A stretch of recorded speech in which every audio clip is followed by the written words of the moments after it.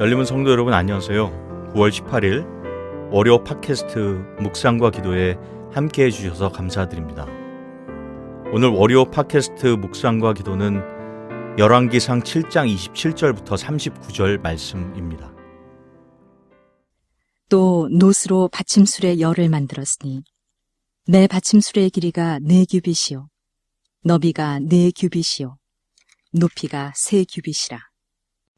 그 받침술의 구조는 이러하니 사면 옆 가장자리 가운데에는 판이 있고 가장자리 가운데 판에는 사자와 소와 그룹들이 있고 또 가장자리 위에는 놓는 자리가 있고 사자와 소 아래에는 화환 모양이 있으며 그 받침술에 각각 4 놋바퀴와 놋축이 있고 받침술의 4발 밑에는 어깨 같은 것이 있으며 그 어깨 같은 것은 물두멍 아래쪽에 부어 만들었고 화환은 각각 그 옆에 있으며 그 받침술의 위로 들이켜 높이가 1규빗 되게 내민 것이 있고 그 면은 직경 1규빗 반 되게 반원형으로 우목하며 그 나머지 면에는 아로 새긴 것이 있으며 그 내민 판들은 네모지고 둥글지 아니하며 4바퀴는 옆판 밑에 있고 바퀴축은 받침 수레에 연결되었는데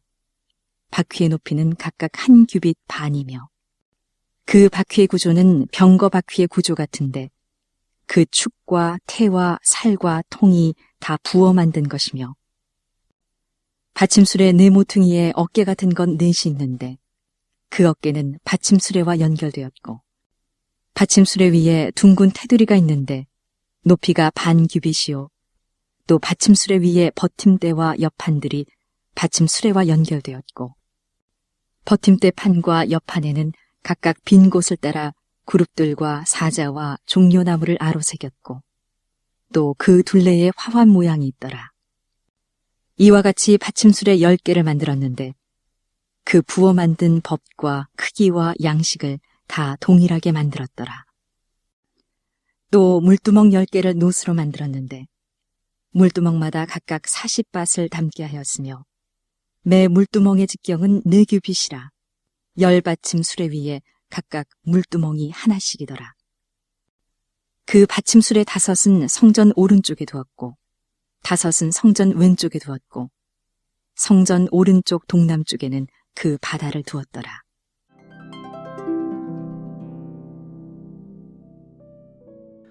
제사장은 성전에 들어가거나 제사 임무를 담당하기 전 정결 규례를 지켜야 했습니다.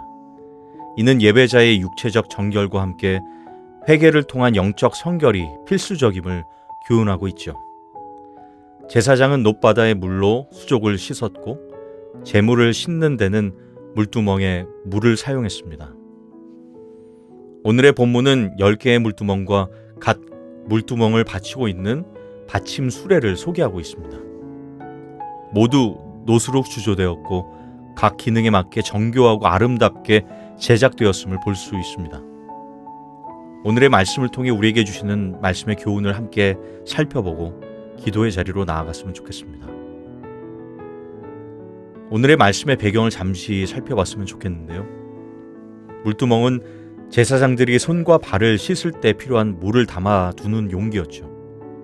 성막 제작 때 물두멍도 다른 기구와 마찬가지로 놋으로 만들었습니다. 물두멍에 대한 규례는 출애굽기 30장 18절부터 31절에 자세히 설명하고 있습니다. 또한 성막의 문, 동쪽으로 향해 있는 문인데요. 이 성막 문으로 들어오면 제단이 있었고 물두멍은 그 제단과 성막, 성소와 지성소를 말하죠. 이 성막이 이 사이에 두어야 했습니다.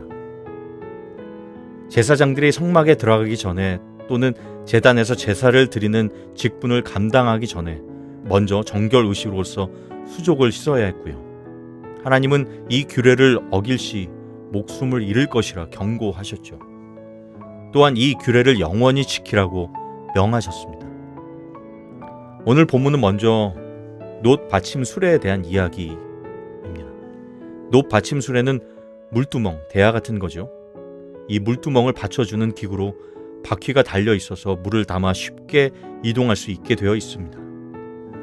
정교하게 언급된 받침대 모양과 장식을 그대로 재현하는 일은 쉽지 않겠죠. 또 그 모양과 장식에 담긴 영적인 의미가 무엇인지도 사실 알기 어려울 겁니다. 다만 그룹과 종려나무와 꽃 장식은 성전의 원형이었던 에덴 동산과 광야의 성막을 연상시킨다는 것을 알 수 있을 것입니다. 우리가 생각하며 묵상할 수 있는 부분은 어떤 것이 있을까요? 오늘의 말씀에서 곳곳에 의미로 세워진 여러 성전의 기구들을 보며 성전 어느 곳에든 만들어진 모든 것이 하나님의 임재의 충만을 경험하고 경외하게 하려 한 것임을 알 수 있습니다. 주님의 몸인 우리 교회 공동체, 즉 우리 모두도 이와 같이 하나님의 계획과 비전이 녹아져 있는 존재들일 것입니다. 공동체와 예배 가운데 은혜와 진리와 교제에서 소외되는 대상은 없는가? 우리 주변을 한번 돌아보면 좋겠습니다. 모두가 하나님의 계획하심 가운데 쓰여질 귀한 존재라는 것을 인식하고 서로를 귀히 여기는 우리 모두가 되기를 소망합니다. 뒤에 오늘 말씀은 물두멍 대야를 설명하고 있는데요. 보니까 놋받침대 위에 놓인 물두멍 역시 놋으로 만들었으며 성전 오른쪽과 왼쪽에 각각 5개씩 모두 10개를 두었다고 말하고 있습니다. 놋바다는 성전의 오른쪽 동남쪽 모퉁이에 두었다고 설명합니다. 이 놋바다가 성전에서 제사를 주도하는 제사장들이 물로 씻도록 마련되었다면 물두멍은 제사를 드리는 자들과 제물들을 정결하게 하기 위해 마련되었음을 우리는 알 수 있을 겁니다. 이 부분은 역대하 4장 6절에 자세히 소개되고 있습니다. 그리고 제사를 드린 후 제물들의 피로 얼룩진 제단과 성전 뜰을 깨끗하게 하는데도 이 물두멍 대야는 사용되었던 것이죠. 우리는 이 말씀을 통해 무엇을 생각할 수 있을까요? 이것은 예수 그리스도의 피를 통해 예배자를 정결하게 하시는 것으로 성취되었음을 우리는 깨달아야 할 것입니다. 또 놋바다에 담은 많은 물과 물두멍에 담은 물 역시 에덴 동산에서 근원을 이루어 사방으로 흘러가던 물과 성전 문지방에서 흘러 온 땅을 소성케 할 생명수가 되는 에스겔의 환상을 생각나게 합니다. 이것 역시 성전이신 예수 그리스도의 배에서 흘러넘치는 물, 즉 성령을 통해서 성취되었음을 우리는 알 수가 있다는 것이죠. 오늘 말씀은 단지 보여지는 성전의 기구들의 설명을 넘어 그 이면에 담긴 이 시대를 살아가는 우리 그리스도인들이 깨달아야 하는 바로 예수가 주인 되는 공동체의 큰 그림과 우리의 역할을 보여준다고 할 수 있을 겁니다. 내 시선이 아닌 하나님의 시선을 가지고 살아갈 때 일차원적으로 바라보는 것을 넘어 주님의 계획하심과 그 안에 담겨진 하나님의 깊으신 뜻을 깨달을 수 있을 것입니다. 오늘 하루의 삶에서도 그러한 주님의 마음과 시선을 가지고 살게 해달라고 기도하며 간구하는 사랑하는 우리 모든 열린문의 가족들이 되시길 주님의 이름으로 축원드립니다. 이 시간 계속해서 공동체를 위한 매일 기도 제목을 가지고 기도하기 원합니다. 먼저 교회 공동체를 위해 기도해 주실 때는 열린문 교회가 예수님만을 주인 삼고 서로 사랑하기를 힘쓰며 함께 하나님 나라를 세워나가는 아름다운 공동체가 되게 해달라고 같이 기도해 주십시오. 그리고 참된 제자 되어 제자 삼는 복음의 일꾼들이 많이 세워지는 공동체가 되게 해달라고 같이 기도했으면 좋겠습니다.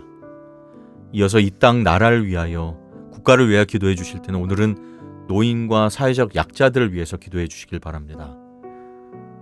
도움의 손길이 닿지 않는 사각지대에 계신 분들이 참 많다고 합니다. 그로 인해 우울증과 자살률이 높아지고 있습니다. 성도들의 마음을 감동시키사 적극적으로 그들을 돌아보고 하나님의 사랑을 전할 수 있도록 같이 기도해 주시길 바랍니다. 마지막으로 하나님 나라를 위해 기도할 때 오늘은 모로코 마라케시 아가딜 지역의 지진 피해 복구를 위해 기도해 주시길 바랍니다. 수많은 이재민들의 의식주가 속히 해결되고 가족을 잃은 자들에게 하나님의 위로하심이 있도록, 그리고 구조대원들이 안전사고 없이 건강하게 도움의 손길을 보탤 수 있도록, 그리고 이번 기회를 통해 무슬림권인 이곳에 더욱 복음이 전파되는 기회가 될 수 있도록 위해서 같이 기도하신 뒤에 계속해서 개인 기도의 제목을 가지고 기도의 자리로 나아가도록 하겠습니다.